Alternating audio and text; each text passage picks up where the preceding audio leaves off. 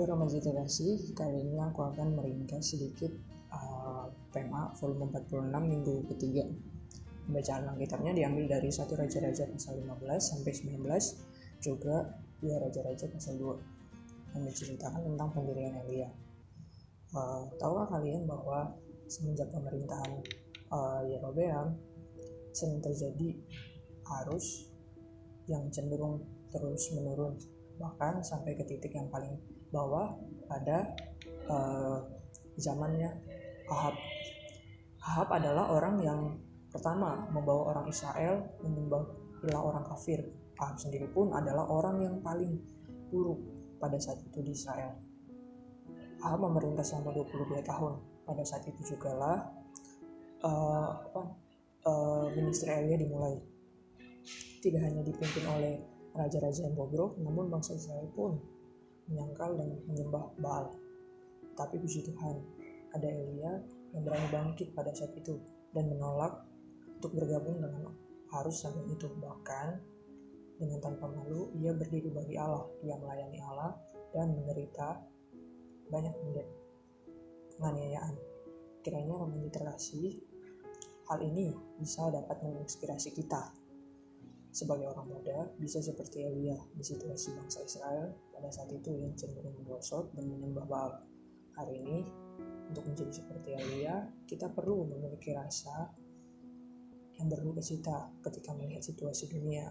Kan juga kita boleh belajar untuk melawan arus. Setelah itu, kita belajar untuk membuka mulut kita dan mengakui bahwa kita adalah orang Kristen.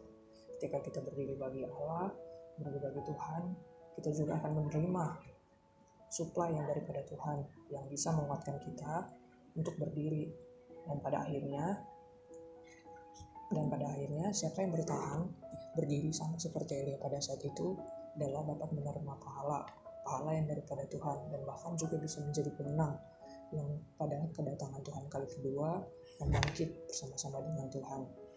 Si Tuhan dalam Titus pasal 2 ayat 12 mengatakan bahwa Ia mendidik kita supaya kita meninggalkan kefasikan dan keinginan-keinginan duniawi, dan supaya kita hidup bijaksana, adil dan beribadah di dalam dunia sekarang ini. Puji Tuhan, saudara-saudara remaja, kita tidak hanya perlu menjadi Elia hari ini, tapi kita juga belajar untuk mengikuti apa yang menjadi ajaran Tuhan hari ini, yaitu melalui firman Tuhan. Melalui firman Tuhan juga bisa mendidik kita agar kita juga belajar meninggalkan kefasikan, juga meninggalkan keinginan-keinginan duniawi.